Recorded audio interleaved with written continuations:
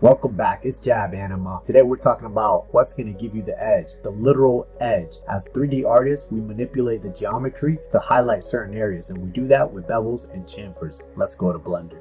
Alright, we got Mr. Cube. Let's go ahead and click on him and go into edit mode with tab. Now we can go to edge selection by pressing 2, and we're going to grab this edge. Then we're going to do a chamfer or a bevel with Control B, and then we can pull it out. This would be a bevel, but if we go down to 0 cuts, we have what's called a chamfer. Can do what's called changing the profile of the curve, and we do that with P. And now we can get a concave bevel or a convex bevel. We can go to our vertex selection with our number 1, and we can click on one of these vertexes, and we can also bevel this as well. So we can hit Control B, and we're also going to hit V for vertex, and now we can also bevel this as well. As artists, this is what we're going to use to change the geometry and allow light to hit our surfaces different. Let's go up here and we're going to hit matte cap. You guys can really see how light is hitting the surface and creating a different shadow.